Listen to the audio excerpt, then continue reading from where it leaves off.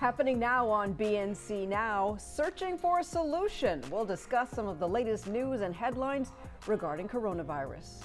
And the finishing touch. We'll discuss the House Democrats' latest update on another massive stimulus bill and when it is set to be unveiled. We'll talk about that and so much more right here on Bnc Now.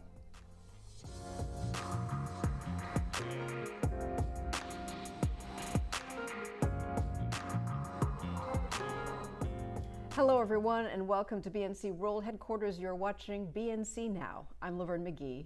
And I am Anthony Amy. It is our pleasure to bring you this show each day, 4 o'clock Eastern time.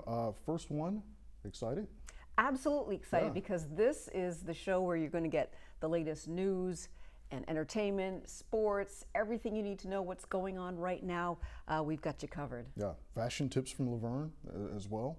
And a few from you, Anthony. Oh, I don't know about that. If people want to look bad, then sure. I think you're doing okay. Well, I have a stylist that I rent part-time. Lucky you. I'm still in the days of no hair salons, so you got to forgive my hair today, and for a few days until we get this thing Totally straightened out. Which you look great. Oh, thanks, Anthony. That's one of the things we're going to be talking about, bringing you the latest updates on the coronavirus. Today, we've actually also got a great interview with actor Leon. You don't want to miss that. He played Little Richard, yes, and will be talking to us about that. If you're on Twitter, you know I'm a social media person. I know you are too. Twitter, you're going to notice some changes. We'll tell you about that. And as always, whatever late breaking news, we're going to be right on top of it. Yeah, you mentioned Twitter. I'm not as big of a social media person as you. I'm maybe halfway to your level. So, but as you said, interesting news all the less. Absolutely. Well, let's get started. Right now, many people are talking about the coronavirus outbreak in the White House. Also, the numbers, more than 4.1 million cases of COVID-19 have been recorded around the world, including at least 282,000 deaths. And renewed fears of a second wave. New clusters in South Korea, Germany, and China show the continued risk of reopening, even in countries that are seen to have managed their outbreaks as well.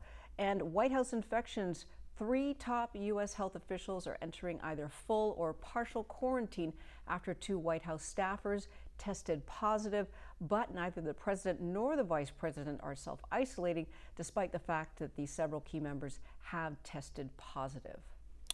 The federal government is announcing a plan for rationing remdesivir, which is the only drug so far that has shown some promise as a treatment for severe coronavirus patients. A shortage of the drug is now putting hospitals in a tough position. Remdesivir is the only drug that's been shown in a large, rigorous study to fight COVID-19. And given limited supplies, the federal government has been doling it out, resulting in some hospitals getting less than they need and others getting none at all. The sources say House Democrats are putting finishing touches on another massive stimulus bill and could unveil it within the next day.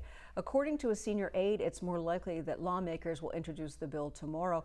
That means the House could vote later in the week on the bill, and a rules change allowing members to vote on the floor remotely are in effect. The rules change would also allow remote committee action. Democratic leaders have said members would get 72 hours notice before any floor vote. The bill will kick off another stage in the debate over adding more money to the stimulus. Here we are trying to figure out how to keep our economy on track and flowing while still we're reporting all of the deaths and cases around the world. The entire globe does not seem to have this under control the way people are hoping. Yeah, and people certainly hoping for more help from the government. So somewhat promising to see that House Democrats are looking to introduce another stimulus bill because, again, people need help right now badly.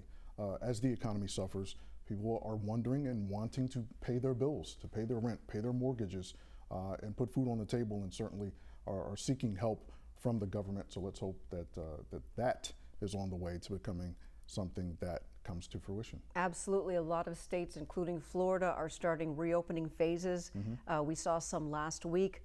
More states this week starting their initial phases of reopening. In some places, hair salons, barbershops seem to be at the top of the list. You never think that that would have been an essential service. I don't think anybody ever thought that. Right, for sure. It's funny too because in some cases, I don't know how easy it is for women, but as you know and have seen, there are some of my fellow men who have tried their hand at whether it's looking up, Googling YouTube barber school, online barber school, if you will, and giving it a shot. Some have been professionals. Some are trying to play the role of professional barbers, but it has not been going well for some. And again, I don't know how easy it is for you. Are you one that's ever been able to do or look forward to doing your own hair? I try to do it myself. I am skilled enough, but it Okay. still doesn't look the way it does when you go to the hair salon. I mean, I think most women would agree. We like to go to the salon and let a professional do it and keep it in shape and whatnot. We try at home. I tried. I actually cut mine last week. I was getting so desperate. I cut it myself, so I'm just trying to hang in there like most women are and most guys are. But you know, in light of the bigger picture, I guess we really can't complain. True, no question. If that's our biggest problem, obviously, Right. you know, we're not doing too bad. Yeah, no question. And I will say, if it gets to the point where I have to cut my own hair, then I tend to think I'm going to mess it up, and you'll probably see me on here wearing wave caps and do-rags. You can go bald. See, that's the thing with men; they can just take it all off. Yeah, if it grows back, I don't know if I'm going to get mine back if I go that route. So I think I'll hold off for now. Hold off on that one. Yeah. All right, well, switching gears, he was nicknamed the innovator, the originator, and the architect of rock and roll. As the world continues to mourn the death of Little Richard, we wanted to check in with someone who might know a thing or two about the life of the music legend. So we asked the man who portrayed Little Richard in his self-titled 2000 biopic if he would stop by for some reflection. We welcome right now Leon, live via Skype. Leon, thanks so much for taking the time to join us. Hey, thanks for having me. So nice to have you. So where were you when you found out that Little Richard had passed away? Well, I was lying in bed, actually. I was lying in bed and I got the news, and I was quite surprised. I'm sure it was, quite shocking. But I mean, it wasn't so much that, that he had passed away. It was just the timing of it, so many people passing away right now and losing people and, almost back to back. It's just hard. And then you think about someone as great as Little Richard, who actually changed the face of music, who basically influenced everyone from, his time period up to Prince and Michael Jackson. So it's just amazing. Yeah, it's been a rough spring. Weeks ago, we lost Bill Withers. This weekend, in addition to Little Richard, Betty Wright, the singer, as well as Andre Harrell, the music mogul. Now, we mentioned that you portrayed Little Richard in his biopic. Did you ever get a chance to meet him? And if so, what was he like, Leon?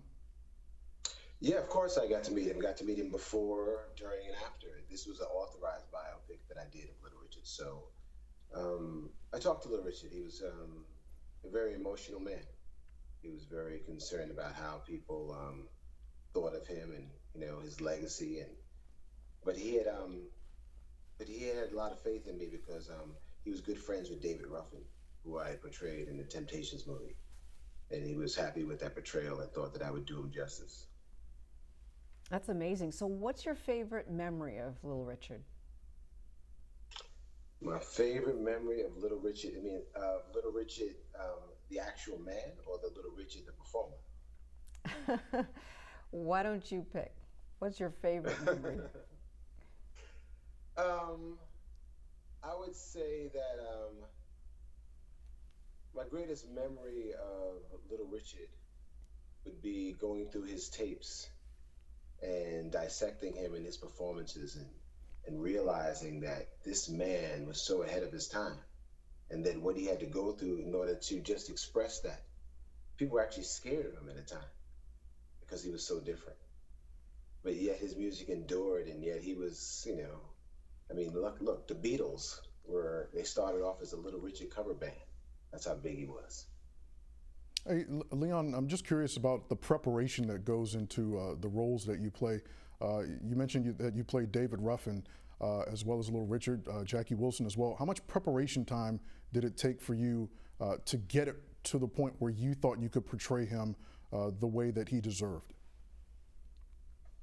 I think I went through a 6 to 7 week rehearsal period.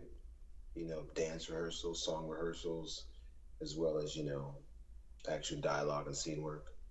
I was lucky enough to get the director that I had requested, Robert Townsend, to direct me. So was kind of shorthand on the acting side, but definitely a lot of work went into preparing for the role, and especially the musical numbers. Is there any particular line that you remember, or anything that really stands out from when you did that performance? There's so many of them, you know. I mean, Little I can Richard was such a imagine. character. Yeah, I mean, he was just such a character, man. It's just, and it was so funny because people have been sending me scenes from the movie, and it's like jarring my memory of how elaborate of a character he was and all the things that he would say. You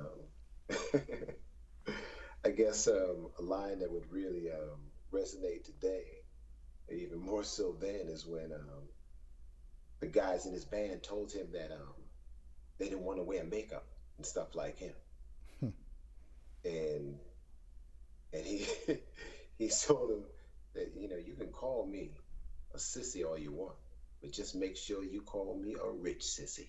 Ooh. Wow, that sounds just like him, and very appropriate for his personality. Yeah, And literally, he was something else. He will not be forgotten. That's for sure. Hey, Leon, before we let you go, we've been asking parents how they're handling encouraging their kids during this pandemic. I know you have a daughter, Noelle. Would you mind sharing what you've told her about this time in history, or any words of encouragement that you might have for folks? Well, I mean, I have the same words of encouragement I have for all young people, especially the graduates of 2020. I know that they may feel as though they are missing out on their traditional celebration and their cap and gowns, and all the young people growing up through this time. But this will be the generation that will be remembered the most. Hey, We'll be Leon. remembered for our progress because they went through this, they came through this, they persevered through this. So when I talk to young people like my daughter and graduates of 2020, I said, we're looking to you to show us the way. That's Hey, a heavy burden, but I'm sure you can handle it. hey, Leon, great real words. quick, she attends Howard, is that right? Excuse me? Does she attend Howard? Is that, have I read that Yeah, right? no, she attended Howard her freshman year, Okay, but now she's in Los Angeles studying acting. got it. Following her father's footsteps. We'll see. All right. All right, Leon, thank you so much for spending some time with us, and we'll be sure to have you back because we want to hear more about what you're working on. And we appreciate all your words and keeping the legend of Little Richard alive in that film. We'll all remember that. Thank you very much, and thank you for having me, and stay safe, okay? All right, you too. All right. He was awesome, huh? It was great. Yeah. Yes. All right, stay with us. We'll be right back with more BNC Now.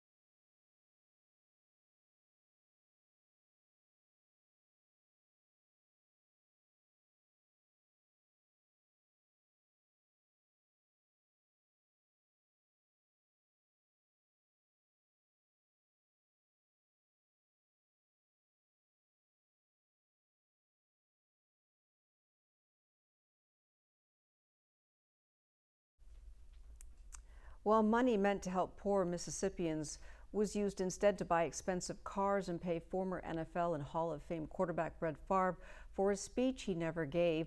And more than $94 million in welfare spending was questioned by auditors.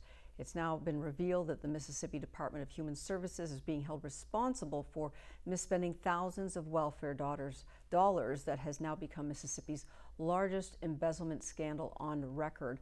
So we're going to be talking about this, Anthony, in depth, try to find out exactly what happened, because we are told that people there were unaware that such a thing was happening. Yeah. So some difficult issues that happened there. We're actually going to be joined later on BNC Now with the state auditor to talk to us about some of the issues that arose from that audit that revealed that. It's going to be fascinating. You'll want to stay with us because Mississippi, one of the poorest states in the country, and as we've mentioned at the beginning of our show at the top of the hour, everyone in this country is looking to help or looking for help from the government, but not just in a federal sense, not just from the federal government, but also from their state governments. And again, Mississippi, one of the poorer countries in our union, and so this is something that really hit hard in that great state, a state where I actually began my career. So I certainly have plenty of love for the people there,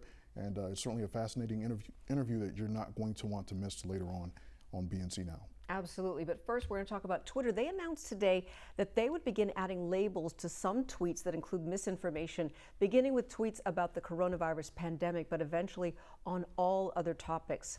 So after conspiracy theories continued to spread and emerge on social media, Twitter decided that they wanted to give warnings to people, give them a link to get the facts about COVID-19, for example.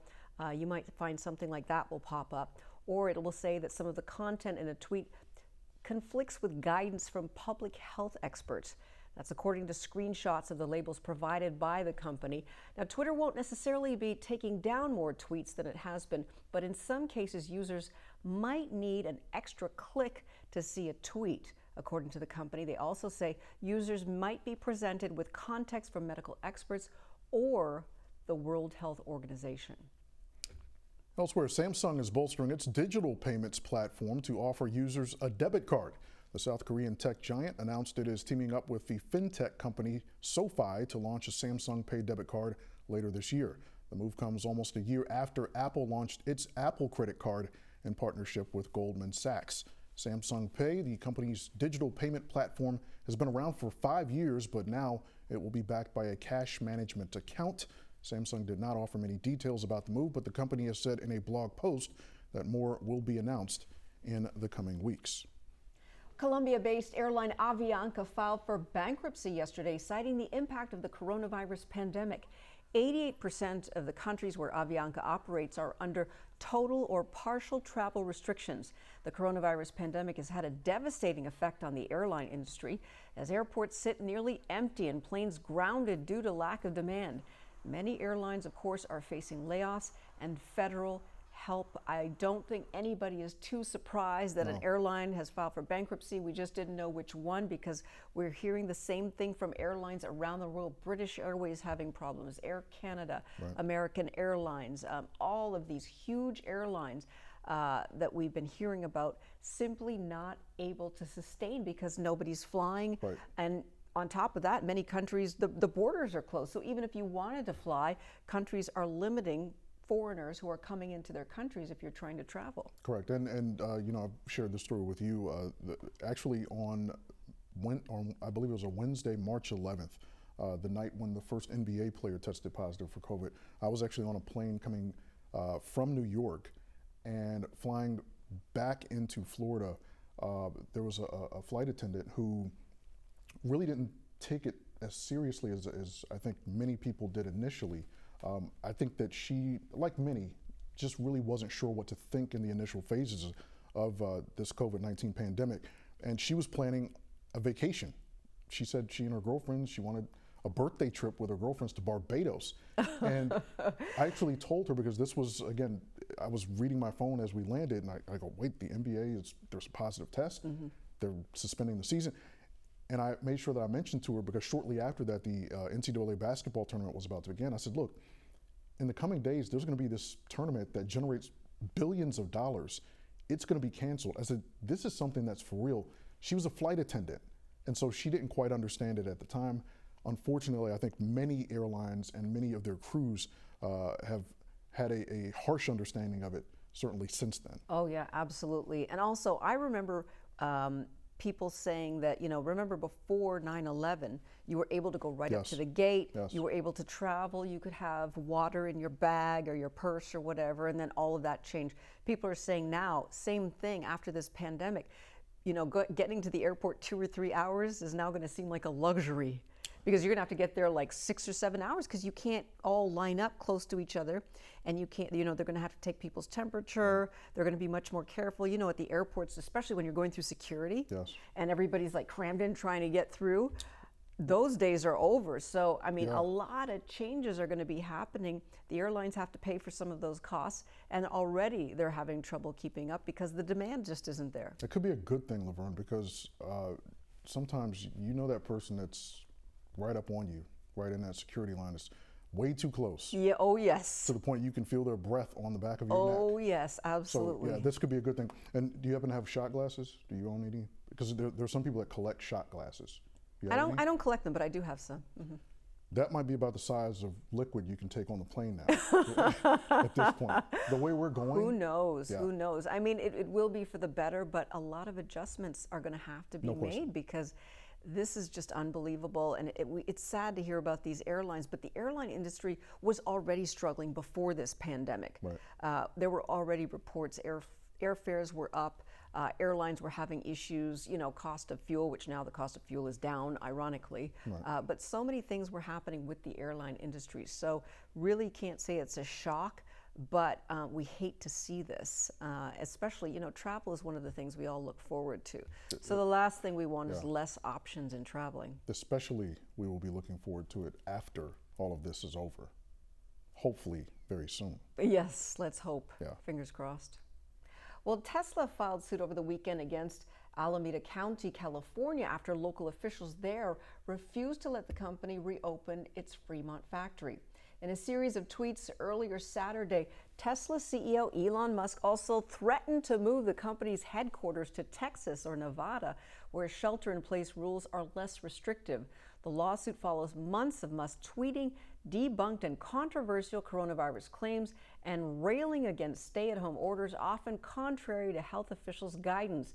The automaker had planned to allow a fraction of its factory workers to return to work by Friday, but was warned by the Alameda County Health Department in a live-streamed town hall on Friday that such a move would be violating the county's rules. So we can't say that this is the best way to handle it, making threats about moving and whatnot, but he certainly has got a lot of people's attention.